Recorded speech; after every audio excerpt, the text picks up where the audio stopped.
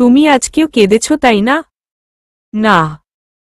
শোনো ঝিনুক, তুমি নিজেকে যতই স্ট্রং অ্যাটিটিউডেরই মনে করো, আসলে কিন্তু তা নও। আর তুমি আমাকে ইগনোর করলেও আমি তোমাকে বেশ বুঝি। আমি বেশ বুঝতে পারছি তুমি কান্না করে চোখমুখ ফুলিয়ে ফেলেছ। কিন্তু সমস্যাটা ঠিক কোথায় সেটাই বুঝতে পারছি না।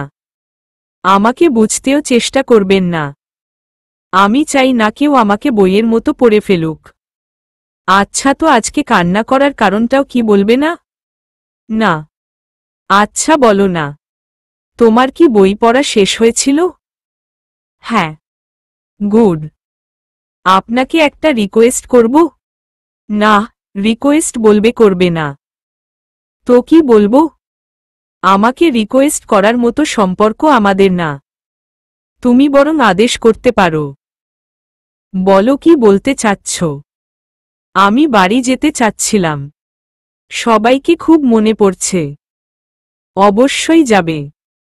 আপনি একটু বলে দিন এ বাড়িতে। আচ্ছা, আমি বলে দিব। আমার ছেলেটার জীবন নষ্ট করেও শান্তি হয়নি। এখন আবার মা ছেলের সম্পর্ক নষ্ট করতে উঠে পড়ে লেগেছে। আমার সংসারটা ধ্বংস না করে এই মেয়ের শান্তি হবে না। রিয়ানের মায়ের গলা আবার চড়েছে। কিন্তু আমি এখন কি করেছি বুঝতে পারছি না তো। সারাদিন ঘর থেকে বের হয়নি, তার সামনেও যায়নি। এই মহিলা তাহলে চেঁচাচ্ছে কেন? রুম থেকে বেরিয়ে নিচে এলাম। আচ্ছা হেনা, এত চেঁচামেচি করছো কেন? কি হয়েছে? কি আবার হবে? তোমার গুণবতী বৌমা ছেলের কানে আমার নামে কথা তুলে। এখানে তাকে কষ্ট দেওয়া হচ্ছে, তাই তিনি বাপের বাড়িতে চলে যাবেন। ছেলের কাছে বাড়ির সবাইকে খারাপ প্রমাণ করতে হবে না। আমি ওনাকে কারো ব্যাপারে কিছু বলিনি। আমি শুধু বলছি কয়েকদিন বাড়িতে গিয়ে থেকে আসব। এছাড়া তো আর কিছু বলিনি। এই মেয়ে মুখে মুখে একদম কথা বলবে না। কি বলেছ আর কি বলনি তা আমার বুঝতে বাকি নেই। শনি ঢুকেছে আমার সংসারে। রিয়ানের মা চলে যেতেই আমিও রুমের দিকে পা বাড়ালাম। মা একটু দাঁড়াও। রিয়ানের বাবার ডাকে দাঁড়ালাম। হেনার কথায় কিছু মনে করো না মা। আসলে ওর এই বিয়েটা তেমতো ছিল না তো, তাই একটু রেগে আছে। ছেলেটাকে বড্ড ভালোবাসে। একটু সময় দাও, দেখবে সব ঠিক হয়ে গেছে। ও মানুষটা খারাপ না। এখন মনটা ভালো নেই বলে এমন কথা বলছে। আমি কিছু মনে করিনি বাবা। আমি কালকে তোমাকে তোমাদের বাড়িতে দিয়ে আসব। কদিন ওখানে থেকে এলে তোমারও ভালো লাগবে। আর রিয়ানও এখন নেই। ভালোই হবে। আপনাকে কষ্ট করে যেতে হবে না বাবা। আমিই চলে যেতে পারব। ও কি কথা? তুমি একা যাবে কেন? কালকে সকালে নাস্তা করে বেরোব। আমিই দিয়ে আসব তোমাকে। জি আচ্ছা। আমি বড্ড ক্লান্ত হয়ে গেছি। রিয়ানকে আমি কিছুই বলিনি। শুধু শুধু মা ছেলের মধ্যে ঝামেলা হবে, তাই তো ওর মায়ের খারাপ ব্যবহারগুলো হজম করে যাচ্ছি। অথচ উনি তাও আমার ওপর দোষারোপ করছেন। নিজের ভাগ্যটাকে এখন অসহ্য লাগছে। এই ভাগ্য বিড়ম্বনা কি এ জীবনে ঘুচবে না? পরদিন রিয়ানের বাবার সাথে আমাদের বাড়িতে চলে এলাম। আমাকে পেয়ে বাবা মা প্রচণ্ড খুশি। ঝুমুর তো আরও, যেন কত বছর পর আমি বাড়ি ফিরেছি। রিয়ানের বাবা দুপুরের খাবার খেয়ে চলে গেলেন। বাড়িতে এসে প্রাণ ভরে শ্বাস নিলাম। দমটা যেন এতদিন বন্ধ হয়েছিল। আসার পর থেকে রিয়ান কয়েকবার কল করেছে, রিসিভ করা হয়নি। ইচ্ছে করছে না এখন কথা বলতে। মা ছুটাছুটি করছেন। কি খাবো, কি করবেন? ঝুমুর রাজ্যের গল্প জুড়ে দিয়েছে। বাবাও এটা আনবো কিনা, ওটা খাবি কিনা এসব নিয়ে ফর্দ করছেন। তোমরা এভাবে ছুটাছুটি করছো কেন? আমি কি এ বাড়ির মেহমান? আমাকে নিয়ে এত ব্যস্ত হওয়ার কি আছে? তুই কতদিন পর এলি বলতো? কতদিন কই মা? সবে তো 6 দিন হলো। চা খাবি? দেব? দাও। রিয়ানের সাথে কথা হলো রাতে, ঘুমুতে যাওয়ার আগে। বাড়িতে গিয়ে তো সব ভুলেই গেছো। পাওয়াই যাচ্ছে না তোমাকে। ব্যস্ত ছিলাম একটু। তো বাড়ির সবাই ভালো আছে? হ্যাঁ ভালো। তোমার মন কি ভালো হয়েছে? হুম। গুড। তা কতদিন থাকবে বলে ঠিক করলে? মাত্র তো এলাম। দেখি কিছুদিন থাকবো ভাবছি। আচ্ছা ঠিক আছে। তাহলে ঘুমাও। বাড়িতে সময়টা কেমন যেন দ্রুত কেটে গেল। 5 দিন কিভাবে কেটে গেল বুঝতেও পারিনি। রিয়ানের বাবাই আবার আমাকে নিতে এলেন। রিয়ান কালকে বাড়ি আসবে, তাই আমারও চলে যেতে হবে। ও বাড়িতে যাওয়ার কথা মনে হলেই মন খারাপ হয়ে যায়। ইচ্ছেও করছে না যেতে, কিন্তু রিয়ানের বাবা নিজে এসেছেন। তাকে ফিরিয়ে দেওয়াটাও সমীচীন নয়। ঝিনুক, তোর সাথে কিছু কথা আছে। একটু বস। ব্যাগ গুচ্ছাছিলাম। বাবা এসে বসলেন। আমিও বসলাম। মা, তোর জীবনটা এই সময় এইভাবে কাটবে আমি কখনো ভাবিনি। তবে সবই আল্লাহর ইচ্ছে। বিপদ তিনিই দেন, আবার উদ্ধারও তিনি করেন। তোর সময় যখন খারাপ যাবে নানাজন নানা কথা বলবে, তা শুনে তুই তোর চলা বন্ধ করবি না। তুই যখন সাফল্য পাবি তখন নিন্দুকের মুখ এমনিতেই বন্ধ হবে। আরও বাড়িতে যদি কেউ তোকে কোনো কটু কথা বলে তাহলে তাদের কিছু বলিস না। সবাই নিজের ছেলে মেয়ের ভালো চায়। সবচেয়ে ভালোটাই সন্তানের জন্য খোঁজে, তা না হলে কষ্ট পায়। রিয়ান ও বাড়ির একমাত্র ছেলে। ওকে নিয়ে ওদের স্বপ্ন ছিল। হয়তো ওদের স্বপ্ন পূরণ হয়নি, তাই মনের দুঃখে কেউ কিছু বললে তুই সেটা মনে রাখিস না। সময়ের চাকা অবশ্যই ঘুরবে, এটা মনে রাখিস সব সময়। ও বাড়ির কারো প্রতি কোনো অভিযোগ রাখিস না। আল্লাহর ওপর ভরসা করে থাকিস, তিনিই তোকে পথ দেখাবেন। বাবা উঠে পড়লেন। আমার ধারণাই ঠিক। সেদিন ও বাড়ির কেউ বাবাকে কিছু বলেছে। বাবা বুঝে গেছেন আমাকে ও বাড়িতে সবাই সাদরে গ্রহণ করেননি। পরদিন রাতে রিয়ান বাসায় ফিরল। রিয়ান বাড়ি ফিরলে তার মা বদলে যান। আমাকে কিছুই বলেন না। খাবার টেবিলেও আমার সঙ্গে বসে খান। আচ্ছা রিয়া, বড় আপা কি ওনার শ্বশুরবাড়িতে যান না? এখানেই থাকেন। রিয়া আমার ঘরে বসে গল্প করছিল। কথা প্রসঙ্গে বড় আপার কথা জিজ্ঞেস করলাম ওকে। কেন? আমি এখানে থাকায় তোমার বুঝি খুব অসুবিধা হয়ে যাচ্ছে? আসতে না আসতেই চাল শুরু হয়ে গেল। আমাকে বাড়ি থেকে তাড়ানোর পায়তারা করছ। আপা তুই এসব কি বলছিস? ভাবি তো এরকম কিছু বলেনি। ভাবি তো শুধু জানতে চাইল। তুই থামো। ওর হয়ে ওকালতি করতে আসবি না। মা শুনে যাও তো, বলেই গলা চড়ালেন। ডাকছিস কেন? আমি এ বাড়িতে আছি সেটা তোমার ছেলের বউয়ের সহ্য হচ্ছে না। সে নির্ঝঞ্ঝাট সব চায়। আপা ভাবি এসব কখন বলল? রিয়া তুই এসবের মধ্যে কথা বলছিস কেন? আর আমার মেয়ে এ বাড়িতে আছে তাতে ওর কি? এটা আমার মেয়েরও বাড়ি। ওকে কে বলেছে এসব নিয়ে কথা বলতে? সব ব্যাপারে ওর নাক গলানোর কোনো দরকার নেই। আমি এসব কিছুই বলিনি। আমি তো শুধু চুপ। বেয়াদবের মতো আবার মুখে মুখে তর্ক করো কেন? রুনি তুই নিচে চল। এর কথা একদম কানে তুলবি না। রাহা আমার ঘরে এসেছে বলে বড় আপা ওর পিঠে কয়েক ঘা বসিয়ে দিলেন। তোকে কতবার বলেছি এই ঘরে আসবি না। আমি চাই না আমার মেয়েকে কোনো অপবিত্রতা স্পর্শ করুক। এত বলি শুনিস না কেন? এরকম মানুষের মুখ দেখাও পাপ। কি করব ভাই, টেনে এনে ঘরে পাপ ঢুকিয়েছে। উপায় কি? আমার মনে হচ্ছিল রাহার মায়েরগুলো যেন আমার পিঠেই পড়ল। আর এই ঘরে এলে তোর অবস্থা ভালো হবে না একদম। আর তোমাকেও বলছি আমার মেয়ের থেকে দূরে থাকো। আমি চাই না তোমার ছায়া ওর ওপর পড়ুক। আমার মেয়ের অমঙ্গল হবে এতে।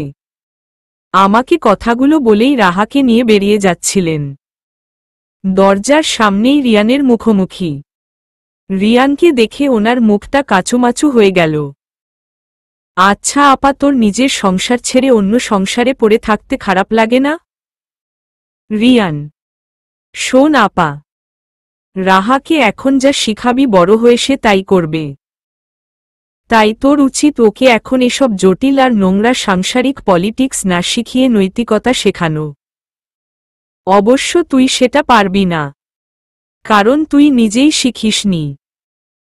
বিয়ের পর মেয়েদের শ্বশুরবাড়িতেই থাকা উচিত। এখন বুঝতে পারছি আপা তুই কেন ভাইয়াদের বাড়িতে থাকতে পারিসনি। তুই এই মেয়েটার জন্য আমাকে এতগুলো কথা শোনাচ্ছিস? বাহ রিয়ান, এই মেয়েটা আমার স্ত্রী। তাকে সম্মান দেওয়া যেমন আমার দায়িত্ব, তাকে কেউ অসম্মান করলে তার প্রতিবাদ করাও আমার কর্তব্য। এক কাজ কর আপা, ভাইয়াকে বলে হয় ও বাড়িতে ফিরে যা, নয়তো আলাদা বাসা নে। অন্যের সংসারে এভাবে আর কতদিন? তাছাড়াও রাহা বড় হচ্ছে, তার মনে প্রশ্ন জাগতে পারে সে নানুবাড়িতে থাকে কেন, তার বাবা আলাদা থাকে কেন। ভাইয়ারও নিশ্চয় কষ্ট হয়। সপ্তাহে একবার সে এখানে আসে, বাকি দিনগুলো তার খাওয়া দাওয়ার ও তো একটা ব্যাপার থাকে। আপা কাঁদতে কাঁদতে নিচে চলে গেলেন। এ বাড়িতে নিশ্চয় আজ বর্ষর ঝামেলা হবে। আপনি ওনাকে এতগুলো কথা না শোনালেও পারতেন। সে তার মেয়ের ভালো চায় বলেই এসব বলেছে। তাছাড়াও আমার জন্য তাকে এভাবে বলা আপনার মোটেও ঠিক হয়নি। তোমাকে বিনা কারণে কেউ অপমান করলে আমি তার জবাব দেবই। রিয়া, তোকে বলেছি না ওই মেয়ের আশেপাশে ঘুর ঘুর করবি না।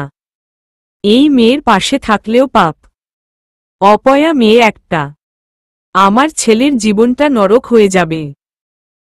কত শখ ছিল ছেলের বউ রে নিয়ে, মাথায় করে রাখতাম। অথচ এই নষ্টা মেয়েরে দেখলে আমার রাগে শরীর জ্বলে যায়। তুই খবরদার ওর পাশে পাশে ঘুরবি না। রিয়ানের মা খাবার দিচ্ছিলেন টেবিলে, আমাকে শুনিয়েই কথাগুলো বললেন রিয়াকে। আমার পেছনে রিয়ানও এসেছে, সেটা বোধহয় তিনি খেয়াল করেননি। রিয়ান এবার কিছু না বলেই খেতে বসল। রিয়া দেখে আয়তো রুনি এখনো আসছে না কেন। রিয়া কিছুক্ষণ পর ফিরে জানালো আপা খেতে আসবে না। রিয়ানের মা ব্যস্ত হয়ে তার ঘরের দিকে গেলেন। আমিও একটা দীর্ঘ নিঃশ্বাস ফেললাম। কিছুক্ষণের মধ্যেই নতুন অশান্তি শুরু। রিয়ান, তুই রুনিকে কি বলেছিস? আপা তোমাকে বলেছে। মা, আমি কি বলেছি? আমি যা বলেছি তার চেয়েও ঢের বেশি কিছু বলেছে, আমি জানি। তাই এই প্রশ্নটা মানানসই হল না। রুনি চলে যাবে বলছে। ও আর এ বাড়িতে থাকবে না। হঠাৎ চলে যাবে বলছে কেন? সেটা তোমার ছেলেকে জিজ্ঞেস করো। চলে যাবে সেটা তো ভালো কথা মা। আপার নিজের সংসার নিজেকে গুছাতে হবে না? তোর কি বিবেক বুদ্ধি সব লোপ পেয়েছে? এই মেয়ে কি জাদু জানে? কি দেখেছি সেই নষ্টা মেয়ের মধ্যে? এর জন্য নিজের বোনকে অপমান করছিস, বাবা মাকে উপেক্ষা করছিস। একে নিয়ে এত মাতামাতি করার কি আছে? বেহায়া একটা মেয়ে আমার সংসার ভাঙ্গতে এসেছে। আমি বলে দিলাম রিয়ান, রুনি কোথাও যাবে না। এটা ওর বাড়ি। রিয়ান একটা গ্লাস ফ্লোরে ছুঁড়ে ফেলল। গ্লাসটা ফ্লোরে পড়তেই একদম গুঁড়ো হয়ে গেল। রিয়ানের এমন রুদ্রমূর্তি দেখে সবাই অবাক। রীতিমতো হকচকিয়ে উঠেছে। চোখ দুটো টকটকে লাল হয়ে গেছে। অনেক হয়েছে মা, তুমি তোমার সংসার আর তোমার মেয়েকে নিয়েই থাকো। আর বারবার ওকে নষ্টা মেয়ে বলছো না। নষ্টা ও নয় মা, আমাদের সমাজটাই নষ্ট। আমাদের চিন্তা ভাবনাগুলো নষ্ট। ওকে বারবার কথা শুনিয়ে তোমরা ওকে অপমান করছো না, বরং নিজেরাই ছোট হয়ে যাচ্ছ নিজেদের নোংরা মানসিকতা দেখিয়ে। তুমি ওর বাবাকে বৌভাতে নানা কথা শুনিয়েছ। তারা না খেয়েই চলে গেছে তা আমার জানতে বাকি নেই। ঝিনুককে বিনা কারণে কথা শোনাও সেটাও আমি জানি। তোমার সাথে আমার সম্পর্ক খারাপ হবে ভেবে ঝিনুক আমাকে এ ব্যাপারে একটাও কথা বলেনি। অথচ তুমি ওকে মানসিক অত্যাচার করেই যাচ্ছ। এ বাড়িতে ঝিনুক আর থাকবে না, আমিও আসব না আর এখানে। তোমরা নিজেদের চরম বাজে দিক দেখিয়েছ। ঝিনুককে বিয়ে করেছিলাম ওকে ভালো রাখার জন্য, কিন্তু প্রতিনিয়ত ওকে তোমরা অপমান করে যাচ্ছ। ওকে কেউ অসম্মান করবে সেটা আমি মানতে পারব না। আমার মা এমন মেন্টালিটির আমি ভাবতেও পারিনি। আমি কালই ঝিনুককে নিয়ে এখান থেকে চলে যাব। তোমাকে খুব সম্মান করতাম মা, কিন্তু এখন আর হয়তো তা পারব না। মেয়ে হয়ে আরেকটা মেয়ের কষ্ট তুমি বুঝতে পারলে না। তুমি না মা, মায়েদের তো মায়া বেশি। তুমি তার বিপরীত রূপ দেখালে যে। বাবা, কালকে আমি চলে যাব। ঝিনুক ও যাবে আমার সাথে। তুমি একটা ট্রাক আর গাড়ির ব্যবস্থা করে দিও তো। কিছু জিনিসপত্র নিতে হবে এখান থেকে, তাই ভালো হবে। আমরা ব্যবস্থা করে রাখব। তোর মা এবার শান্তিতে থাকুক। রুমে এসে দেখি রিয়ান রুমে নেই। বেকনিতে উকি দিলাম। সে সেখানে চেয়ারে বসে সিগারেট ফুঁকছে অনবরত। ধোঁয়ায় পুরো বারান্দা সয়লাব। ব্যাপারটা বাড়াবাড়ি হলো না? কোনটা? সিগারেট ফেলে জবাব দিল সে। সবটাই। আমি আপনার সঙ্গে যাব, এটা মারাত্মক রকম বাড়াবাড়ি। বাড়াবাড়ি কেন হবে? কারণ আমার মনে হচ্ছে আমার জন্য আপনার পরিবারের সাথে সম্পর্ক খারাপ হয়ে গেল। তোমার জন্য কিছুই হয়নি, যা হয়েছে তা ওদের জন্যই। আমি কিন্তু আপনার সঙ্গে যাচ্ছি না। আপনি আমার সঙ্গে কথা না বলে একতরফা সিদ্ধান্ত দিতে পারেন না। সবকিছু নিয়ে অহেতুক জেদ করবে না ঝিনুক। তুমি আমাকে ঘৃণা করো বা ইগনোর করো, তোমাকে তাও আমার সঙ্গেই যেতে হবে।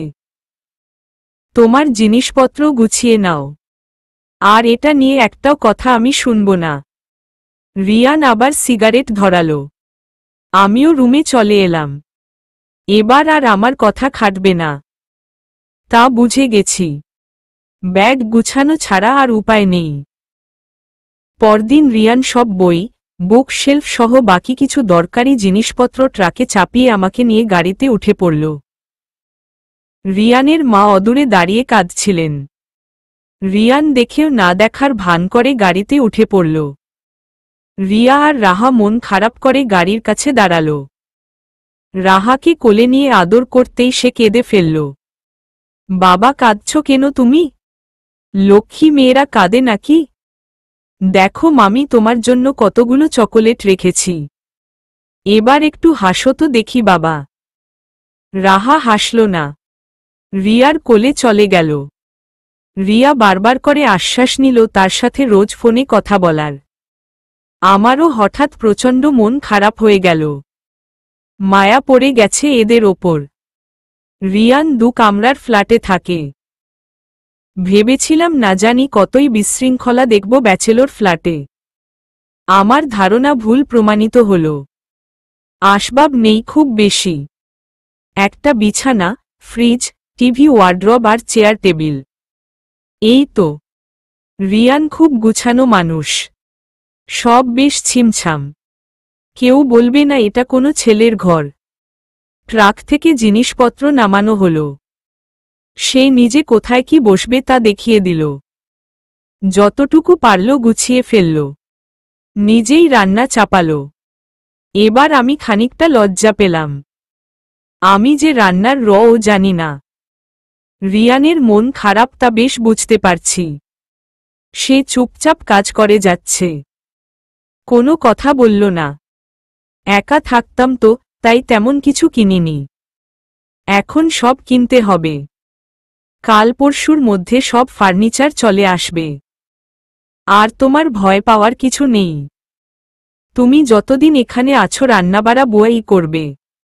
নিচতলায় ব্যাচেলর আছে আরও, তাদের বুয়াকেই বলে দিয়েছি, সেই রান্না করে দিবে যতদিন তুমি থাকবে।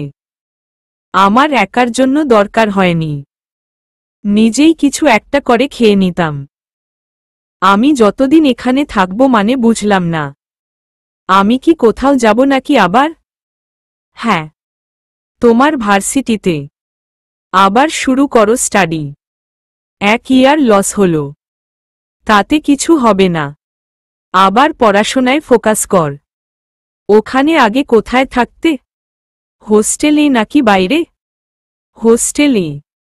এখন না হয় বাইরেই থেকো। হোস্টেলে এখন তুমি কমফোর্টেবল নাও ফিল করতে পারো। তোমার ফ্রেন্ডসদের সাথে কথা বলে দেখো কি ব্যবস্থা করা যায়। আমার ইচ্ছে নেই। বোকার মতো কথা বলো না তো, স্টাডি কমপ্লিট করো। ভালো কিছু অপেক্ষা করছে তোমার জন্য। বিয়ে করে সংসারী হবে এমন ইন্টেনশন নিয়ে তুমি বড় হওনি। আর ওই ঘটনা নিয়ে এত হেজিটেট করার কিছু হয়নি। তুমি কোনো অন্যায় করনি। যারা অন্যায় করেছে মুখ লুকাবে তারা। তুমি যখন ভালো কিছু করবে এসব আর কেউ মনে রাখবে না। খাওয়া শেষ করে রিয়ান পাশের রুমে ঘুমুতে চলে গেল। ভার্সিটি গেলে সবাই আমাকে কিভাবে ট্রিট করবে সেটা ভেবেই আমার আর্স্ট লাগছে। কেউ আমার দিকে তাকালেই মনে হবে সে আমাকে নিয়ে মনে মনে কি নাকি ভাবছে। বাবার সাথে কথা বলতে হবে এ ব্যাপারে।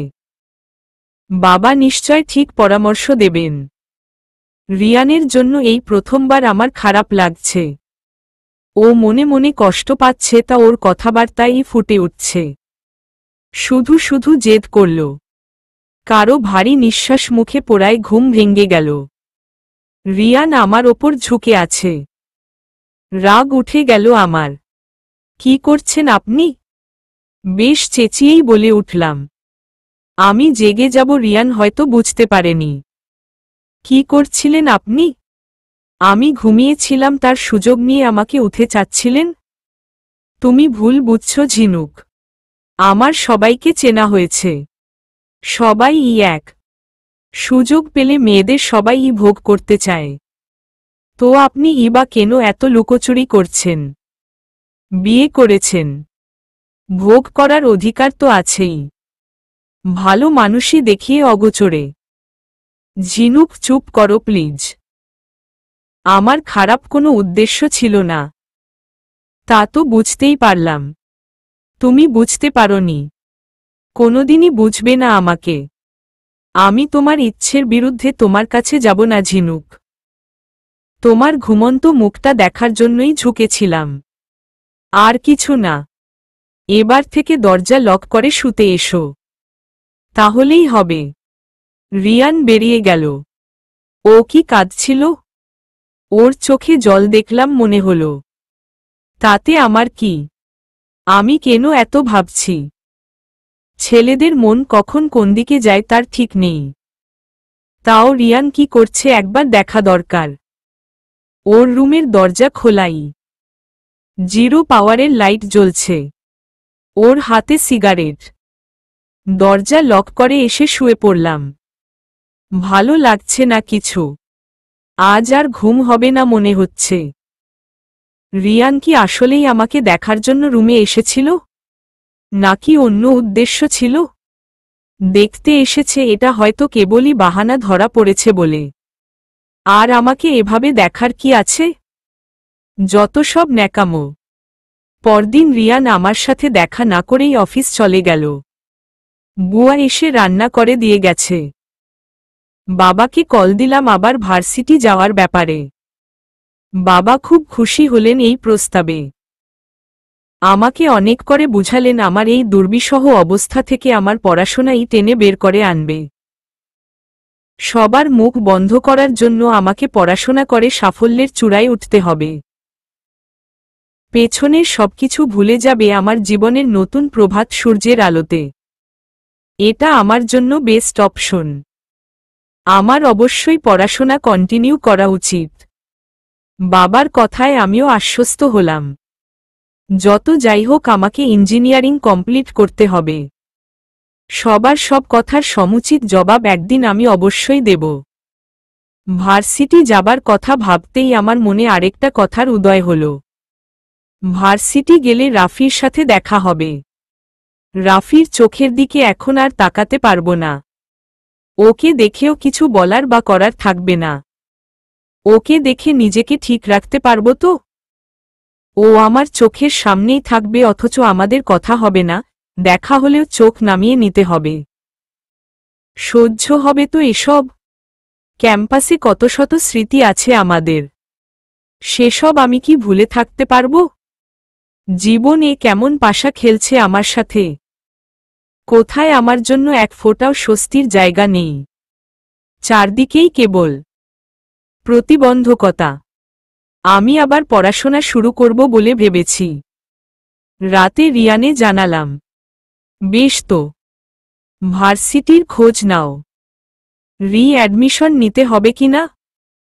বাকি কি ফর্মালিটি আছে? সব ঠিক হলে বলো, আমি তোমাকে দিয়ে আসব। ওদিকে থাকার ব্যবস্থাও ঠিকঠাক করতে হবে তো। ব্যবস্থা হয়ে গেছে। আমার বেস্ট ফ্রেন্ড সাবলেট রুম নিয়ে থাকে। আমি ওর সাথেই উঠব। তাহলে তো খুব ভালো। কবে যাবে ওখানে? সামনের সপ্তাহেই। ঠিক আছে। বাসায় যতদিন রইলাম রিয়ান কেমন আমার থেকে দূরে দূরে রইল। এড়িয়ে চলতো আমার চোখ। খুব দরকার ছাড়া কথাও বলেনি। এতে অবশ্য আমারই লাভ হয়েছে। আমার বিরক্তি কমে এসেছে। তিথির সাথে ওর রুমে উঠলাম। রিয়ান বলেছিল ভার্সিটিতে ওর যেতে হবে কি না। আমি জানিয়েছি আমি সবটা ম্যানেজ করতে পারব, ওর থাকতে হবে না। রিয়ান চলে গেল। ও চলে যাওয়ার সময় মুখটা আরও বেশি বিমর্ষ হয়ে গেল। এমন করে তাকাচ্ছিল যেন ওর খুব গুরুত্বপূর্ণ কিছু এখানে ছেড়ে যাচ্ছে। পরদিন ভার্সিটির জন্য বেরুলাম। ভার্সিটি পা দিয়েই বুকটা ধক করে উঠল। রাফি তো মনে হচ্ছে। গেটের কাছাকাছি বন্ধুদের সাথে দাঁড়িয়ে কথা বলছে। রাফিকে দূর থেকেও চিনতে আমার ভুল হয়নি। মনে প্রাণে চাইছিলাম রাফির সাথে যেন দেখা না হয়। ওর চোখে কোনোভাবেই চোখ ফেলা যাবে না। কিন্তু ঢুকেই রাফিকে দেখতে হল। চেষ্টা করলাম যতটা সম্ভব এড়িয়ে যাওয়ার। রাফি যাতে আমাকে নোটিশ না করে। অফিসিয়াল ফর্মালিটি শেষ করতে বেশি ঝামেলা হয়নি। ডিপার্টমেন্টের সবাই তো চেনে আমাকে। স্যার ম্যামরা খুব খুশি। আমি যে সব প্রতিবন্ধকতা কাটিয়ে ফিরতে পেরেছি তাতে আমাকে সবাই আরও উৎসাহিত করছেন। কিন্তু তারা তো জানে না এবার প্রতিবন্ধকতা আমি নিজেই। যুদ্ধটা এবার নিজের সাথেই। একই ক্যাম্পাসে রাফি আর আমি থাকব। দেখাও হবে। অথচ আমি আর সে এখন আর আমরা নই। হতেও পারব না। ভার্সিটির কাজ শেষ করে কোনো মতে বাসায় ফিরে শুয়ে পড়লাম। বড্ড ক্লান্ত লাগছে। অবসাদটা দেহে নয়, মনে। কি রে, তোর কি শরীর খারাপ লাগছে? তিথি কপালে হাত দিয়ে বলল, না, একটু টায়ার্ড লাগছে। খেয়ে নে। ভালো লাগছে না। পরে খাব। এর মধ্যেই মোবাইল বেজে উঠল। কল হয়ে কেটে গেল। মোবাইলের দিকে ফিরে তাকাতেও ইচ্ছে করছে না। 3 বার কল হল। আমি দেখিও নিকে কল করেছে। কল হচ্ছে, রিসিভ করছিস না কেন? ভালো লাগছে না এখন কথা বলতে। কে কল করেছে দেখ, কিছু একটা বলে রেখে দে। ও পাশের মানুষটা তো চিন্তা করছে হয়তো। আবারও ফোন বেজে উঠল। রিয়ান কল করেছে। মেজাজটা হঠাৎ খারাপ হয়ে গেল। এতবার কল করার কি আছে? আপনার সমস্যা কি বলুন তো? কল যখন ধরছি না বোঝা উচিত তো যে আমি ব্যস্ত আছি। এতবার করে কল করছেন কেন? ভার্সিটিতে সব ঠিকঠাক হলো কি না সেটা জানার জন্য কল করেছিলাম। রিয়ান বেশ দমে গেছে গলা শুনে বুঝলাম। হ্যাঁ, সব ঠিকঠাক হয়েছে। আর কিছু? খেয়েছ তুমি? না, রাখছি। আমার মাথা ধরেছে। তুই এভাবে কথা বললি কেন? ভালো লাগছে না রে তিথি। এতবার কল করছে, মেজাজ খারাপ হয়ে গেছে। শোন ঝিনুক, ওনার সাথে ওভাবে কথা বলা তোর মোটেও ঠিক হয়নি। তুই ওনার সাথে এভাবে আর কখনো কথা বলবি না। আমি ঘুমাবো তিথি, পরে এসব নিয়ে কথা বলি। খাবি না? খিদে নেই। বিকেলে ঘুম ভাঙতেই রিয়ানের কথা মনে পড়ল। ওর সাথে তখন ওভাবে কথা বলা আসলেই ঠিক হয়নি। রিয়ান আবার কল করলে ওকে সরি বলতে হবে। রিয়ান ভাইয়াকে কল করেছিলি? না। কল করে সরি বল।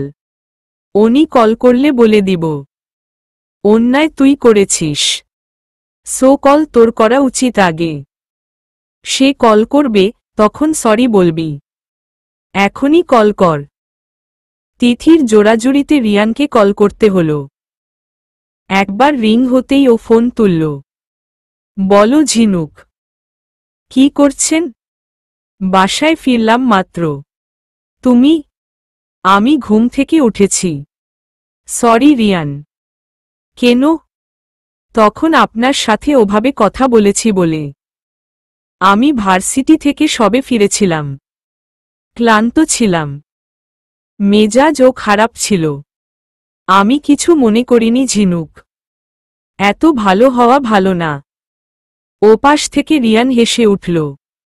হাসলেন কেন? এমনি। আচ্ছা, আমি ফ্রেশ হয়নি এখনো। পরে কথা বলি? হুম। পড়াশোনা থেকে অনেক দূরে ছিলাম এতদিন। এবার পুরোদমে আবার শুরু করতে হবে। একটা বছর পিছিয়ে গিয়েছি। পড়তে বসেও মন বসাতে পারছি না। এতদিনের সব ঘটনা মাথায় ঘুরপাক খাচ্ছে বারবার। এসব থেকে এত সহজে আমি খুব সহজে বের হতে পারবো না। তবুও বেশ কিছুক্ষণ বই নাড়াচাড়া করলাম। কিছুই পড়া হয়নি। দুদিন পর থেকে ক্লাসে জয়েন করলাম। যাদের সাথে ক্লাস করছি তারা সবাই জুনিয়র। একটু জোরতা কাজ করছিল বটে, তবে স্যার ম্যামদের আন্তরিকতায় তা কেটে গেছে। দু একজনের সাথে আগেই পরিচয় ছিল, যারা হেল্প নিত মাঝে মাঝে। তারাও আন্তরিকতার সাথেই আমাকে গ্রহণ করল। মনের ভারটা অনেকটাই হালকা হয়ে গেছে। ক্লাস শেষ করে নেমে আসছিলাম। দিয়া পেছনে থেকে শব্দটা শুনে দাঁড়িয়ে গেলাম। বুকটা কেঁপে উঠল। দিয়া নামটা আমারই। কাগজে কলমে নামটা থাকলেও একজন ছাড়া এ নামে কেউ ডাকে না। রাফি আমাকে দিয়া বলেই ডাকে। আমার এই নাম ও ছাড়া আর কেউ মনে রাখে না। অথচ আমার স্পষ্ট মনে আছে যেদিন ও আমার সাথে আর রিলেশন রাখতে পারবে না বলেছিলে সেদিন ও আমায় ঝিনুকি বলেছিল। পেছনে তাকাবো না ভাবলাম। রাফির মুখোমুখি হতে চাই না আমি। একদমই না। সিঁড়িতে পা দিলাম। দিয়া একটু দাঁড়াও প্লিজ। রাফি পেছনে। রাফিকে অগ্রাহ্য করার শক্তিটা আর হলো না। ঘুরে তাকালাম। কেমন আছো দিয়া? ভালো আছি। কথাটা বলার গলাটা জড়িয়ে এলো। বুকের ভেতরের সব কষ্ট কেমন যেন গলতে শুরু হয়েছে। এখনই যেন চোখের পানির সাথে সব বেরিয়ে আসবে। না না, আমি কাঁদব না। রাফির সামনে তো একেবারেই না। তুমি আবার স্টাডি কন্টিনিউ করছো দেখে খুব খুশি হলাম। সবকিছু নতুন করে শুরু করো ঝিনুক। সব ভুলে যাও। ধরে নাও কিছুই হয়নি। ঘুরে দাঁড়াতে হবে তোমাকে। কোনো হেল্প লাগলে অবশ্যই জানাবে আমাকে। সে হয়তো আরও কিছু বলতো। আমার আর কিছু শুনতে বা বলতে ইচ্ছে করছে না। তাই চলে এলাম সেখান থেকে। কিভাবে রুমে ফিরলাম জানি না। রুমে এসে তিথিকে জড়িয়ে ধরে কেঁদে ফেললাম। এই ঝিনুক, তুই কাঁদছিস কেন? কি হয়েছে বল? কেউ কিছু বলেছে তোকে ভার্সিটিতে? আমি একমনে কেঁদেই যাচ্ছি। বলবি তো কি হয়েছে? এভাবে কাঁদছিস কেন তুই? কে কি বলেছে বল? রাফি। রাফি? রাফি কি? রাফির সাথে দেখা হয়েছিল তোর? হ্যাঁ। কিছু বলেছে ও তোকে? না। তাহলে কাঁদছিস কেন? ওকে দেখে খারাপ লাগছে আমার তিথি। ঝিনুক, কান্না বন্ধ কর। চুপ, একদম চুপ। ওকে দেখে তোর কেন খারাপ লাগছে? ওর কি তোকে দেখে খারাপ লেগেছে? নাকি ও তোর খারাপ সময়ে পাশে ছিল? তুই ওকে দেখে কেন কষ্ট পাচ্ছিস? খবরদার ঝিনুক, তুই ওর জন্য একদম চোখের জলটাকে অপমান করবি না। তুমি নাম্বার বদলেছ দিয়া? তোমার নাম্বারে অনেক ট্রাই করেছিলাম, বন্ধ বলেছে। মাঝখানে 3 দিন রাফির সাথে আর দেখা হয়নি আমার। 3 দিন পর হুট করেই এসে সে আমাকে প্রশ্ন করল। আমি তখন ব্যাচমেটের কাছ থেকে নোটস নিচ্ছিলাম। আপনি আমাকে কল করেছিলেন কেন? তোমার খোঁজ নেওয়ার জন্য। কিন্তু তোমার ফোন তো অফ ছিল। ওহ, তোমার নিউ নাম্বারটা কি দেওয়া যাবে? কথা বলা যেত মাঝে মাঝে। রাফিকে কোনো ব্যাপারে না বলার ক্ষমতা আমার এখনো হয়নি। আমার নাম্বারটা তাকে দিয়ে এলাম। ভার্সিটির বেশিরভাগ লোকজনই জানে না আমার বিয়ে হয়েছে। আমিই জানাইনি। রাফিও তাদের একজন। ও এখনো জানে না আমি বিবাহিত। রাফির সাথে ভালোই কথা হতো। ভার্সিটি তেমন কথা হতো না। যে যার মতো বাসায় চলে আসতাম। ওর সাথে কথা হতো ফোনে। ওর সাথে কথা বলতে আমার ভালো লাগত। অন্যরকম কোনো কথা নয়।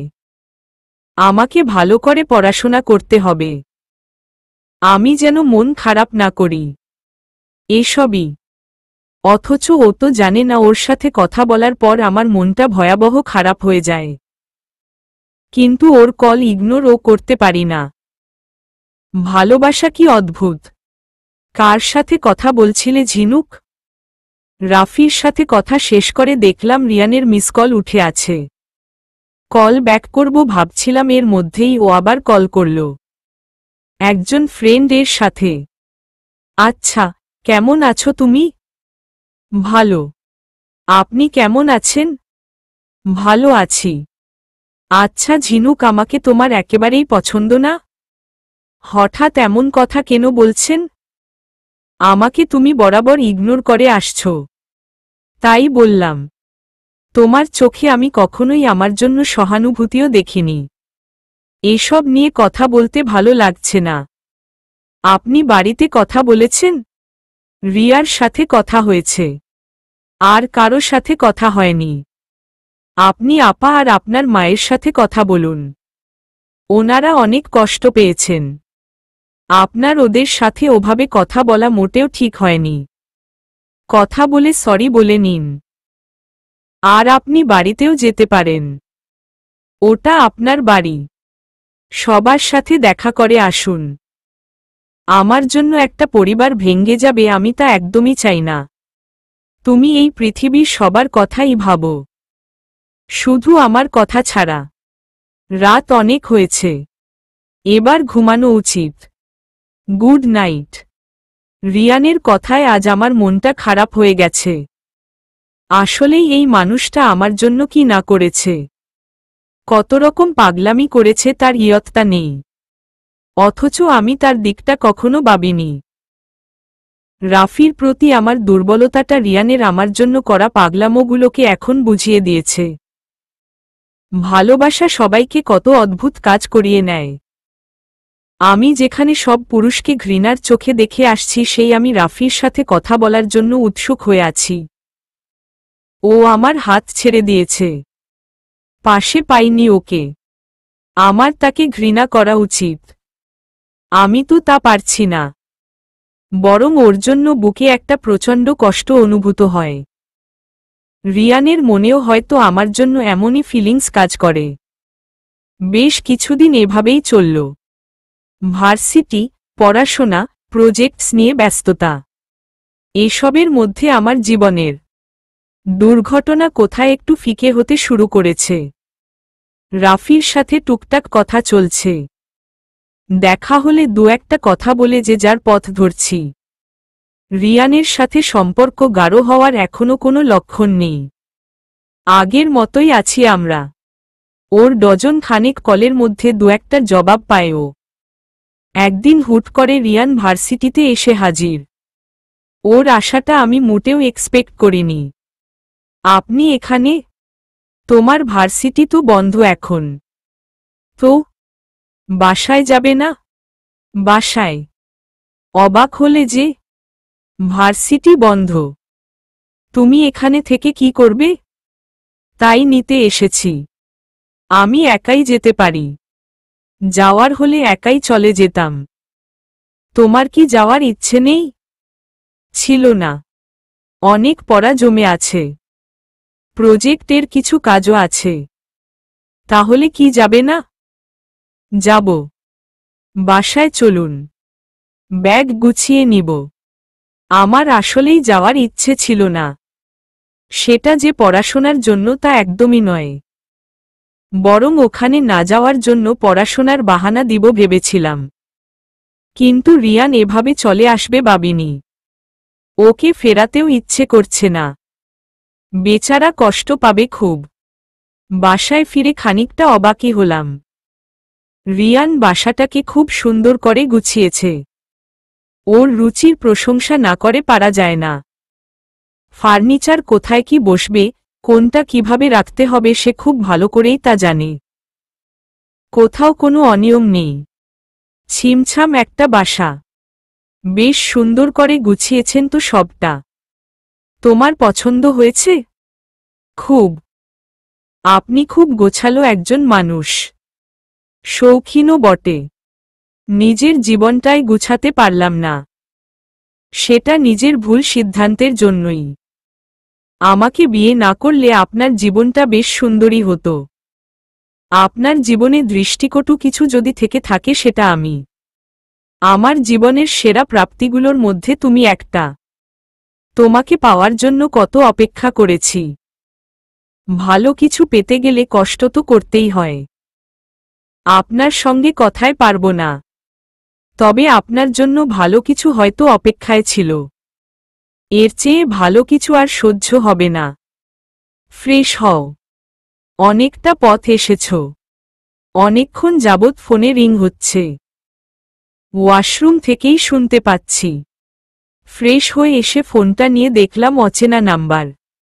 আসসালামু আলাইকুম। ওয়াইকুম আসসালাম। ওপাশ থেকে একজন মহিলা কথা বললেন। কে বলছেন? আমি রিয়ানের মা বলছিলাম। কেমন আছেন আপনি? ভালো আছি, তুমি কেমন আছো? জি আমিও ভালো আছি। বাড়িতে সবাই ভালো তো? হ্যাঁ আলহামদুলিল্লাহ সবাই ভালো। তুমি কি আমার ওপর রাগ করে আছো? না না আমি রাগ করিনি একদম। দেখো মা আমি আগের দিনের মানুষ, এতস তো বুঝি না। তাছাড়াও রিয়ান আমাদের একটাই ছেলে। বিয়ের আগে চারপাশের মানুষের কাছে নানা রকম কথা শুনে রাগ উঠে গেছিল, তাই তোমার সাথে খারাপ ব্যবহার করেছি। কিন্তু ঝিনুক মায়েরা তো কত কিছুই বলে, সব কথা কি ধরে বসে থাকলে হয়? তোমার মাও তো তোমায় কত বকেছে, তুমি কি তার সাথে রাগ করে আছো? আমিও তো মা, আমার ওপর কি রেগে থাকা ঠিক বলো? আমি আপনার ওপর একদমই রাগ করিনি মা, কিছুই মনে করিনি। আসলে ঝিনুক আমি শুধু একতরফা ভেবে গেছি, তোমার দিকটা একবারও ভাবিনি। আমারও যে মেয়ে আছে, ওদের সাথে এমন হলে কি আমি ফেলে দিতে পারতাম? তোমার মনের অবস্থাটা কখনো বুঝতে চেষ্টা করিনি মা। আপনি এভাবে বলবেন না, মা তো বকতেই পারে। তাহলে এ বাড়িতে আসতে তোমার কোনো আপত্তি নেই তো? ও বাড়িতে যাওয়ার আপত্তি আমার কখনোই ছিল না মা। রিয়ার বিয়ে ঠিক হয়েছে জানো তো? কথা চলছিল শুনেছিলাম। বিয়ের ডেটও ঠিক হয়ে গেছে। রিয়ান বলেনি তোমাকে? না। কবে? শুক্রবার। রিয়ানকে নিয়ে কালকেই চলে এসো তুমি। এ বাড়ির একমাত্র ছেলের বউ তুমি। রিয়ার ভাবি হিসেবেও তো তোমার দায়িত্ব আছে নাকি? জি মা, আসব। আমি তোমার বাবা মাকেও ফোন করে আসতে বলেছি। এখন অবশ্য কাবিন হবে। ছেলে বাইরে থেকে আসলে অনুষ্ঠান। কালকে জলদি চলে আসবে কেমন? জি মা। কে কল করেছিল? কল কাটতেই রিয়ান বলল, মা। কেমন আছেন উনি? ঝুমুর, বাবা ওরা কেমন আছেন? আপনার মা? মা। কি বলল? যেতে বলল। রিয়ার বিয়ে। আর কিছু বলেনি? আপনিও বাড়িতে গিয়েছিলেন? মায়ের সাথে আমাকে নিয়ে কিছু বলেছেন? হুম, বাবা ও অনেক বুঝিয়েছে। ওহ। মা কি বলল? মা মেয়ের কথার মধ্যে আপনার আসার দরকার নেই। কালকে ও বাড়ির যাচ্ছি আমরা। এ বাড়ির পরিবেশ কেমন পাল্টে গেছে এ কদিনে। গুমোট ভাবটা কেটে গেছে। সবাই বেশ প্রাণোচ্ছল। মা বড় আপা এবার আন্তরিকতার সাথেই আমাকে গ্রহণ করলেন। সবকিছু প্ল্যান মাফিক চলছে।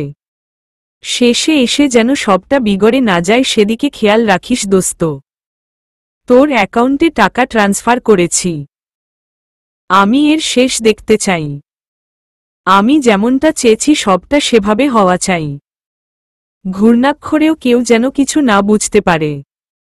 ফ্রেশ হয়ে রুম থেকে বের হতেই রিয়ানের কথাগুলো শুনলাম। ও কারো সাথে ফোনে কথা বলছিল। কিসের প্ল্যানিং করছিলেন? টেবিলে খাবার দিয়েছে, খাবে চলো। এড়িয়ে যাচ্ছেন যে? আমার মতো এই ব্যাপারটাকেও ইগনোর কর। এ ব্যাপারে কৌতূহলী হওয়ার দরকার নেই। এই বিষয়টা একান্তই আমার। রিয়ার বিয়ে যথাসময়ে মিটে গেল। আচ্ছা বাবা, তুমি যে মামলা করেছিলে তার কি কোনো অগ্রগতি হলো? কিছু জানিয়েছে ওরা? রিয়ার বিয়েতে বাবা মা এসেছিলেন। এক ফাঁকে বাবাকে প্রশ্নটা করেই ফেললাম। না রে মা, কিছুই বলে না। শুধু বলে ইনভেস্টিগেশন চলছে। আবার বলে কি দরকার টানা হেচড়ার। তুলে নিন মামলা। আমি কেবল দীর্ঘ নিঃশ্বাস ফেললাম। এই জীবনে এ মামলা শেষ হবে না। আমার সাথে যে অন্যায় করেছে সে দিব্যি উড়ে বেড়াচ্ছে। আর এই সমাজ আমার ডানা দুটো ছেটে দিয়েছে। এদিকে আমারও ফিরে যাওয়ার সময় হয়ে আসছে। তাই ঢাকায় ফেরার প্রিপারেশন নিলাম। সেখান থেকে রিয়ান ভার্সিটিতে দিয়ে আসবে আমাকে। ছাদে হাঁটছিলাম। রাহা ছাদে এসে জানালো নিচে আমাকে ডাকা হয়েছে।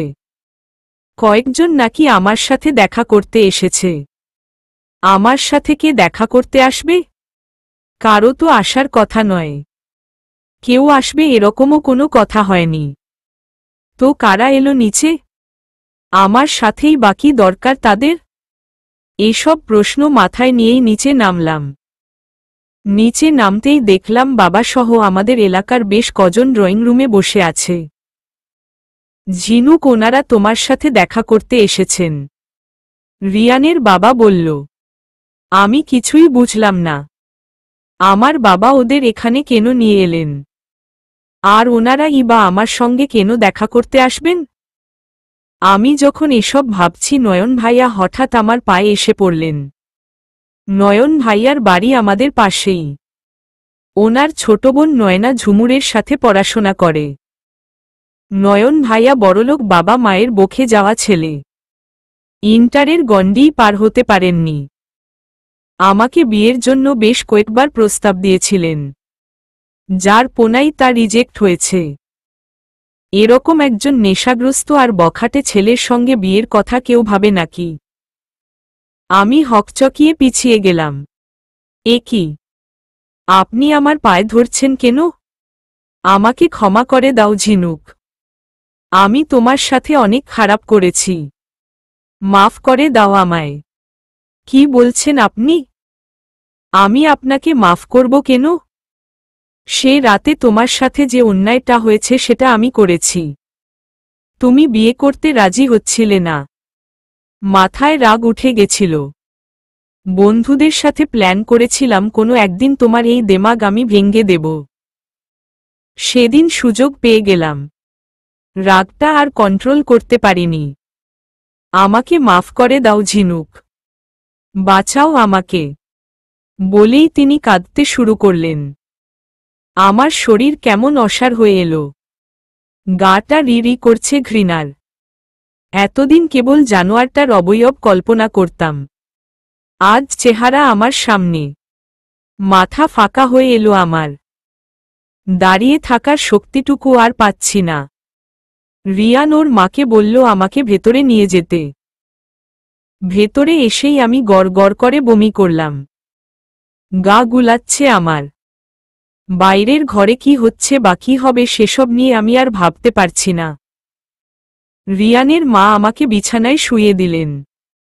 ঘুমিয়ে গেছি কিংবা অচেতন ছিলাম বলতে পারবো না। হুঁশ যখন হলো দেখলাম রিয়ান মাথায় হাত বুলিয়ে দিচ্ছে। বিকেলের কথা মনে হতেই কান্না পেয়ে গেল খুব। তোমার শরীরটা কি খারাপ লাগছে ঝিনুক? বাবা কোথায়?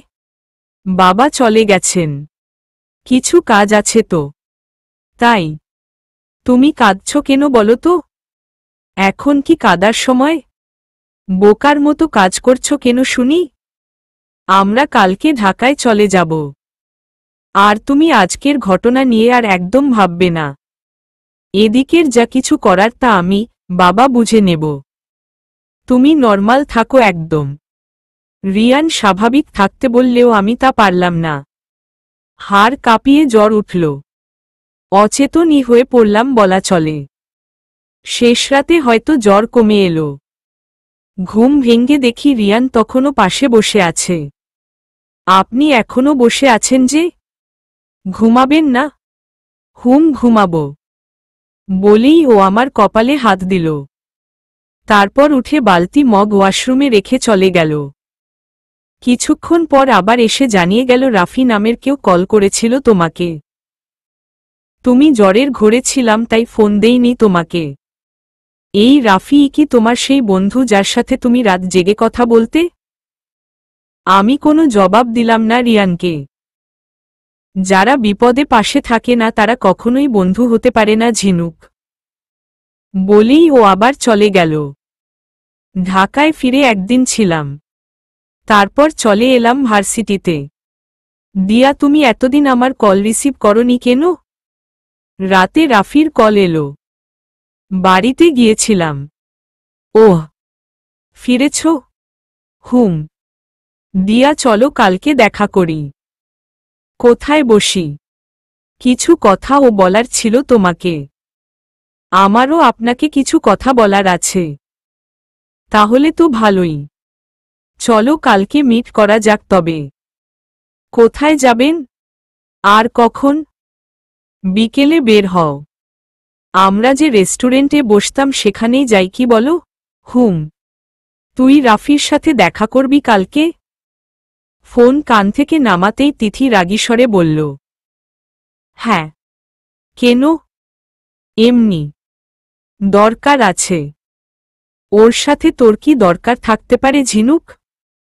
কেন নিজের জীবনে অশান্তি টেনে আনিস? তুই এই মানুষটাকে প্রাধান্য দিচ্ছিস যে কিনা তোর বিপদে গা বাঁচিয়ে চলে গেল। আর যে মানুষটা তার সবটা দিয়ে তোকে আগলে রাখছে, ভালো রাখার চেষ্টা করছে তাকে তুই অবহেলা করে কষ্ট দিচ্ছিস প্রতিনিয়ত। তুই কি হিতাহিত জ্ঞান হারিয়ে ফেলেছিস ঝিনুক? বিপদে তোরে ফেলে চলে গেছে এখন দুটো কথা বলতেই তুই গলে জল হয়ে গেছিস। আর রিয়ান ভাইয়া এত কিছু করছে তাকে পাত্তাই দিচ্ছিস না। তোর সাথে প্রচণ্ড রাগ হচ্ছে আমার। থাপ্পড় দিতে ইচ্ছে করছে? সমস্যা নাই দিতে পারিস। তুই কি হ্যাঁ রিয়ান ভাইয়াকে এভাবে কষ্ট কেন দিচ্ছিস? কেউ নিজে কষ্ট টেনে আনলে আমার কি করার আছে? অনেক রাত হয়েছে ঘুমিয়ে পড়। তুই ঘুমা শান্তিতে।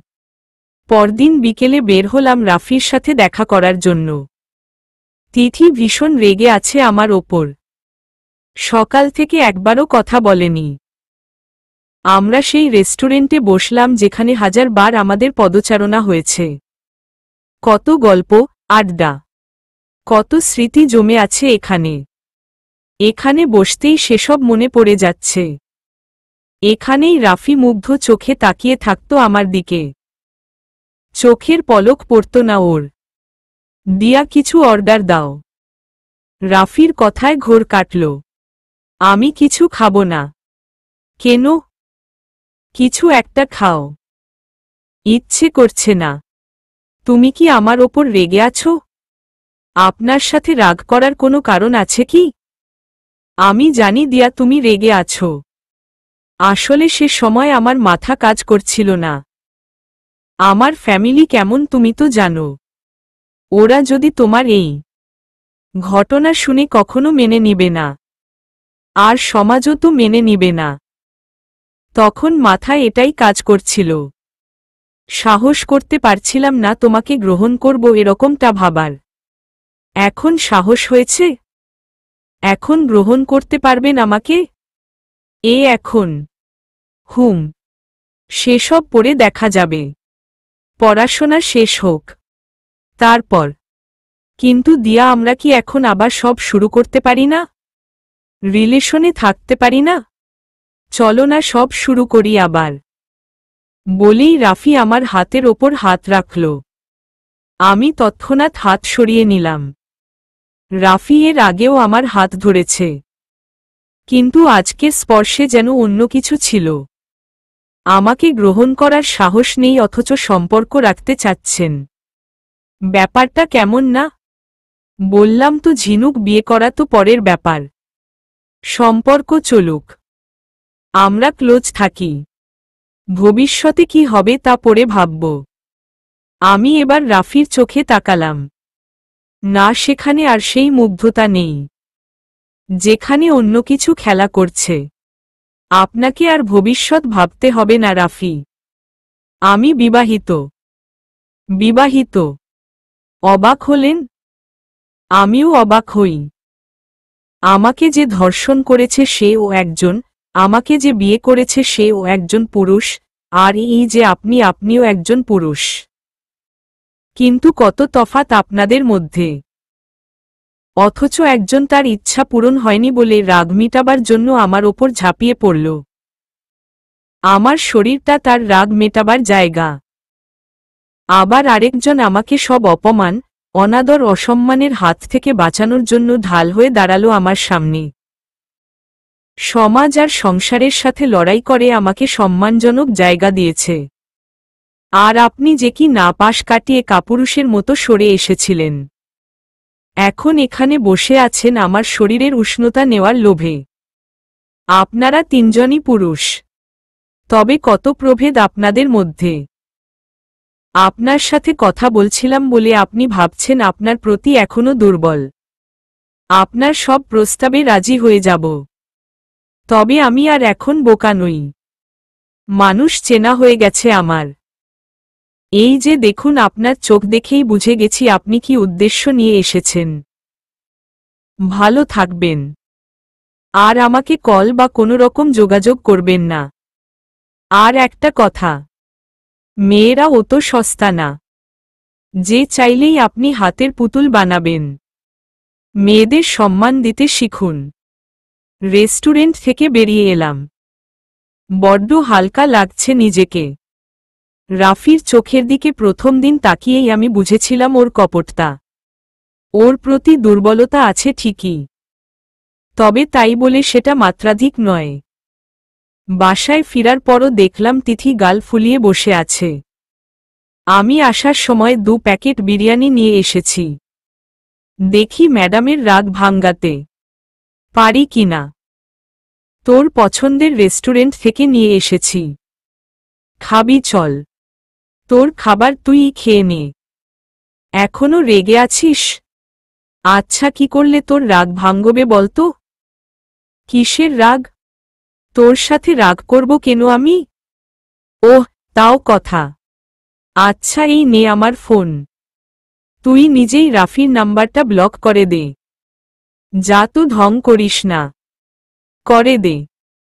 কারণ কিছুক্ষণ আগে রাফির সাথে এজন্মের মতো সব শেষ করে এসেছি। মানে ওকে বলে এসেছি আমি বিবাহিত। ও যেন আর আমার সাথে যোগাযোগ না করে। সত্যি? হুম। সে যাত্রায় তিথির রাগ পড়ে গেল। তবে ধরে বসল রিয়ানের সাথে যেন সব ঠিক করে নেই। সেটা যে এত সহজ নয় ওকে কে বুঝাবে? আমার জোরতা কাটিয়ে রিয়ানের কাছে নিজেকে সমর্পণ করা কি এতই সহজ? এত সহজে এই দূরত্ব ঘুচাতে পারব? ক্লাস থেকে বেরিয়ে ফোনটা হাতে নিয়ে দেখি বেশ কয়েকটা মিসকল উঠে আছে আননোন নাম্বার থেকে। রাফি অন্য কোনো নাম্বার দিয়ে ট্রাই করছে ভেবে ইগনোর করলাম। বাসায় ফিরেও দেখি কল দিচ্ছে। রিসিভ করলাম। ও পাশে একটা মেয়ের কণ্ঠ সালাম দিল। কে আপনি? ঝিনুক আপু আমি নয়না। বল। কিছু কথা বলতাম আপু। তুমি কি ফ্রি আছো? হ্যাঁ। বলতে পারিস। আপু নয়ন ভাইয়া তো এখন জেলে। জানো? না। এখন জানলাম। তো তুই কি ওর জন্য সুপারিশ করবি? না না আপু। কখনোই না। ও জেলে পচেই মরুক। আমার অন্য কথা ছিল। তাহলে বল। তোমার সাথে ওই ঘটনা ঘটার বেশ কদিন পর থেকেই একটা ছেলে আমার পেছনে ঘুর ঘুর শুরু করে। আমাকে তার ভালো লাগে জানায়। একসময় আমারও ভালো লেগে যায় তাকে। রিলেশন এ গেলাম। প্রায়ই কলেজ থেকে তার সাথে ঘুরতে যেতাম। নয়ন ভাইয়া যেদিন তোমার শ্বশুরবাড়ি গেল তার আগের দিনও তার সাথে ঘুরতে গিয়েছিলাম। কিন্তু সেদিন আর ফিরতে পারিনি।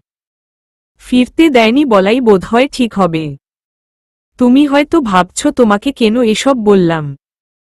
কারণ এর সঙ্গে তুমিও জড়িয়ে আছো। আমি? হুম। কারণ যার সাথে আমার সম্পর্ক হয়েছিল সে রিয়ান ভাইয়ার বন্ধু। ওনার কাছ থেকেই সব ঘটনা শুনলাম। তোর কথা বুঝতে পারছি না। রিয়ান ফ্রেন্ড ঠিক আছে। এতে আমার সঙ্গে সম্পর্ক কি? আমার ভাই তো নেশা করে জানোই। তোমার সাথে অ্যাক্সিডেন্ট হওয়ার পরই রিয়ান ভাইয়া খোঁজ লাগায় কে করতে পারে এমন।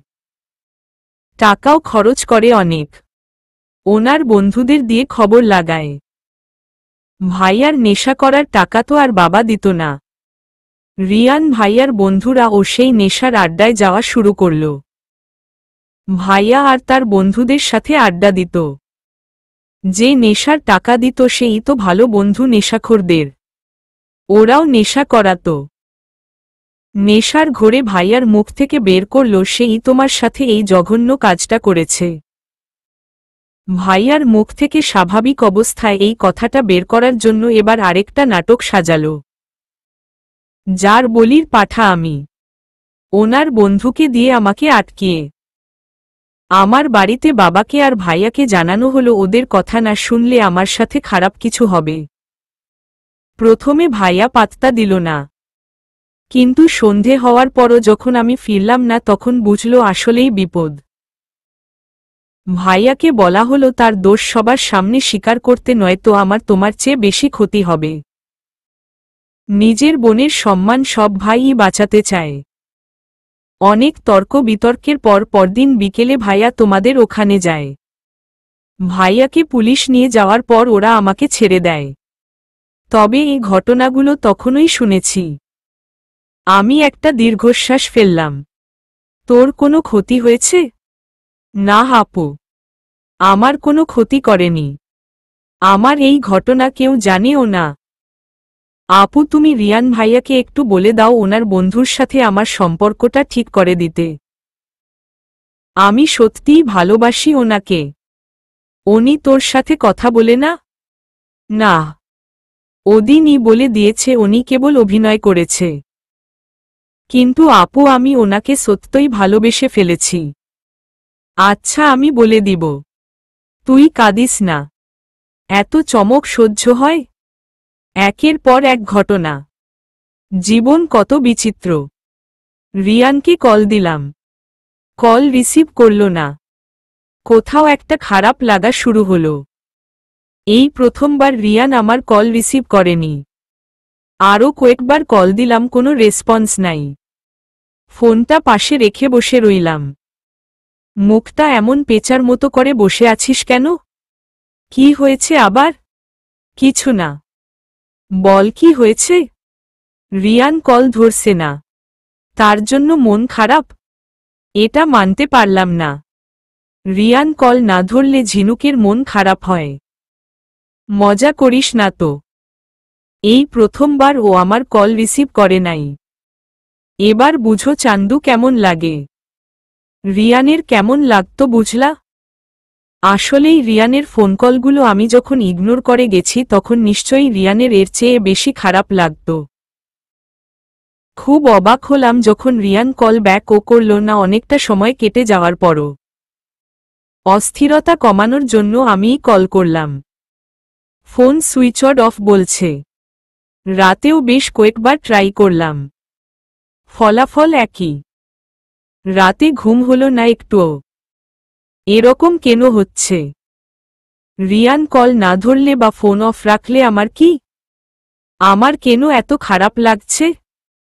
কোনো কিছুতেই মন বসছে না। ভার্সিটির ক্লাসেও মন বসাতে পারছি না, পড়াশোনাও হচ্ছে না। রিয়ানের বাড়িতে কল করলাম, ওদের সাথেও নাকি রিয়ানের কথা হচ্ছে না। 7 দিন হয়ে এলো, রিয়ানের কোনো খোঁজ নেই। না কল করেছে না ফোন ওপেন করেছে। একে তো কষ্ট হচ্ছে, সাথে রাগও হচ্ছে। এভাবে টেনশন দেওয়ার মানে কি? ব্যাগ গুছিয়েছিস কেন? কোথায় যাবি? ঢাকায় যাব। কেন? কেন আবার? মানুষটার 7 দিন কোনো খোঁজ নেই। এখানে বসে টেনশন করার চেয়ে ওখানে গিয়ে দেখি। খুব চিন্তা হচ্ছে দেখি ওকে নিয়ে। ভালোবেসে ফেললি নাকি? এখন মজা করার সময় নাকি? Be serious. Okay okay, serious. তো গিয়ে কি করবি? কি করব মানে? খোঁজ নিব। আর কিছু না? আর কি? তোর মনটা ওকে দিয়ে আসিস এবার। নাকি তোকেই দিয়ে আসবি? আমি যাচ্ছি। তোর এসব প্রেমালাপ তোর কাছেই রাখো আপাতত। সাবধানে যাস। ঢাকায় এসে বাসায় যাব ঠিক করলাম। এদিকে টেনশনে আমার অবস্থা খারাপ। রিয়ান কোথায় আছে এই ভেবে সারা রাস্তা আমার বুকের ভেতরটা ধুকপুক করেছে। কত দুশ্চিন্তা মাথায় ঘুরপাক খাচ্ছে। ঢাকায় পৌঁছাতে সন্ধ্যা হয়ে গেছে। ফ্ল্যাটের একটা চাবি আমার কাছে আছে। চাবি দিয়ে লক খুলতে গিয়ে বুঝলাম ভেতর থেকে দরজা লক করা। কলিং বেল বাজালাম কয়েকবার, একটানা। আমি আর এই টানাপোড়ন নিতে পারছি না। এত কষ্ট হচ্ছে যা বোঝানোর মতো না। রিয়ান দরজা খুলে অবাক হয়ে তাকিয়ে রইল। চোখমুখ ফোলা, ঘুমাচ্ছিল হয়তো।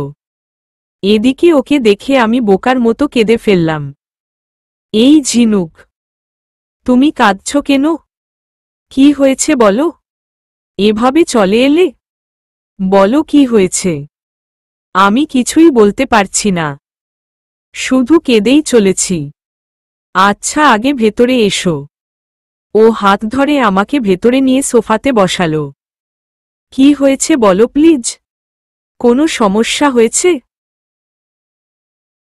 কেঁদো না, বলো আমাকে। আমার তো টেনশন হচ্ছে। টেনশন হচ্ছে? এই 7 দিন কোথায় ছিলেন? ফোন বন্ধ করে রেখেছিলেন কেন? আমাকে এত টেনশন কেন দিলেন? আপনি জানেন আমার কতটা কষ্ট হয়েছে? তোমার কষ্ট হয়েছে? তুমি এজন্য কাঁদছ? আমি কল দিলে তো তুমি বিরক্ত হও ঝিনুক। তোমার কেন কষ্ট হবে? রিয়ান কথা শুনে এবার কান্না থেমে গেল। আসলেই তো, আমি কেন কাঁদছি? আমারই বা কেন কষ্ট হচ্ছে? কেনই বা ছুটে এলাম এভাবে? সোফা থেকে উঠে রুমে চলে এলাম। কি ভীষণ লজ্জায় পড়া গেল। এভাবে বাচ্চাদের মতো কাঁদলাম কেন আমি? আমি অফিসের কাজে ঢাকার বাইরে গিয়েছিলাম। এই ফোনটা ভুল করে বাসায় ফেলে গেছি। ওখানেও কাজের প্রেশার ছিল খুব, তাই অফিসিয়াল নাম্বার থেকে আর যোগাযোগ করিনি। ভাবলাম ঢাকায় ফিরেই সবার সাথে কথা বলে নেব। আমি আজই দুপুরে ফিরেছি, তবে তুমি যে এত টেনশনে পড়ে যাবে বুঝতে পারিনি। রিয়ান রুমে এসে বলে গেল। রাতে আমি আর রুম থেকে বের হইনি। রিয়ান বেশ কয়েকবার করে ডেকে গেছে খাবারের জন্য। আমার ওর সামনে যেতে ইচ্ছে করছিল না। কি কাণ্ডটাই না ঘটালাম। রিয়ান নিশ্চয়ই আমাকে নিয়ে হাসছে। রিয়ান সকালে অফিসে বেরিয়ে যাওয়ার পর আমি রুম থেকে বের হলাম।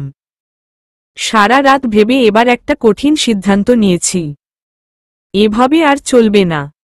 রিয়ানকে আমি অনেক কষ্ট দিয়েছি, আর নয়। তিথির কথা মতো এবার রিয়ানকে আমি আমাকে দিয়েই যাব।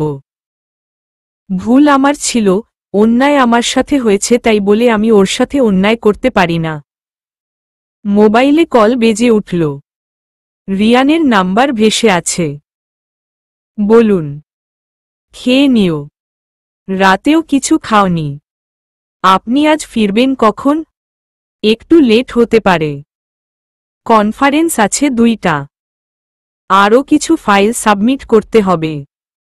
ওহ, আচ্ছা। যাক, ও দেরি করে এলেই ভালো। আমি আমার কাজ গোছাতে পারব। বিকেলে বের হলাম কিছু কেনাকাটার জন্য। রিয়ানকে আমি কিছু দেইনি কখনো, তাই ওর জন্য কিছু কাপড় চোপড় আর কিছু জিনিসপত্র কিনলাম। একটা কেক আর রেস্টুরেন্ট থেকে খাবার নিয়ে ফিরলাম। রিয়ানের জিনিসপত্রগুলো ওর বিছানায় রেখে খাবার টেবিলে সাজালাম। কেকটাও টেবিলের এক কোণে জায়গা পেল। ঘড়িতে 9টা বেজে গেছে ততক্ষণে।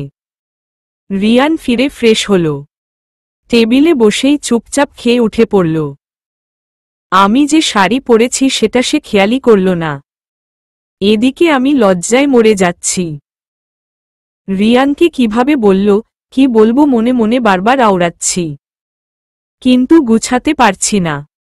সব এলোমেলো হয়ে যাচ্ছে। আজ কি আমার জন্মদিন ঝিনুক? হাত ধুয়ে এসে প্রশ্ন করল রিয়ান। আমি ওর দিকে হতাশা নিয়ে তাকালাম। না, আসলে আমার রুমে কিছু গিফট দেখলাম, আবার এখানে কেক, তাই বললাম। তুমি খেয়ে নাও, খাবার ঠান্ডা হয়ে যাবে। এবার খুব রাগ হল। ওর ওপর না, নিজের ওপরই। বলতেই পারলাম না যে আমি ওর সাথে বিবাহিত জীবন শুরু করতে চাই। আর 5টা কাপলের মতো। খাবার প্লেটে নেড়েচেড়ে রেখে দিলাম। এত চেষ্টা করেও মুখ থেকে কথা সরল না। রিয়ানকে কিছু বলতেই পারলাম না। রিয়ানকে বলতে পারলাম না যে ওর আর আজ থেকে অন্য রুমে শোয়ার দরকার নেই। রিয়ান বারান্দায় এসে সিগারেট ধরিয়েছে। আমি বেশ কিছুক্ষণ ওর পেছনে দাঁড়িয়ে রইলাম। কিছু বলবো করে এগিয়েও পিছিয়ে আসছি। তুমি কিছু বলবে? কখন থেকে দেখছি উসখুস করছো। কিছু বলতে চাও? পেছনে না তাকিয়েই রিয়ান বলল। আপনার জিনিসপত্রগুলো পছন্দ হয়েছে? হ্যাঁ, খুব সুন্দর। আর খাবার? হ্যাঁ, খাবারও ভালো ছিল। ঘুমাবে না? গিয়ে শুয়ে পড়ো। আপনি ঘুমাবেন না? হ্যাঁ, একটু পরেই যাচ্ছি।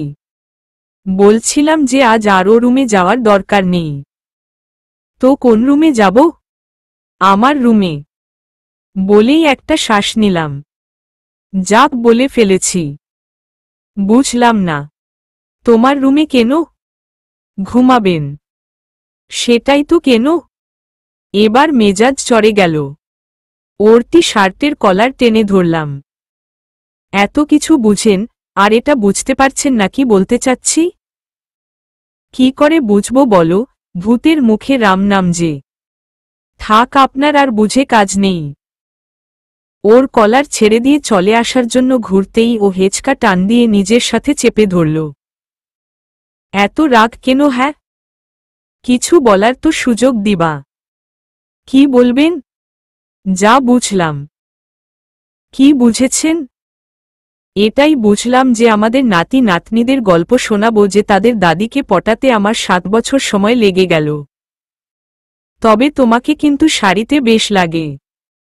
আপনি খেয়াল করেছেন তাহলে? আপনার কোনো কিছুই আমার চোখ এড়ায় না ম্যাডাম। ও আমার নাক টেনে দিল। আমার তখন লজ্জায় মিয়ে যাওয়ার অবস্থা। সকালের রোদ মুখে পোড়ায় ঘুম ভাঙল আমার। নিজেকে আবিষ্কার করলাম রিয়ানের বুকে। নিজেকে আলতো করে ছাড়িয়ে উঠে গেলাম।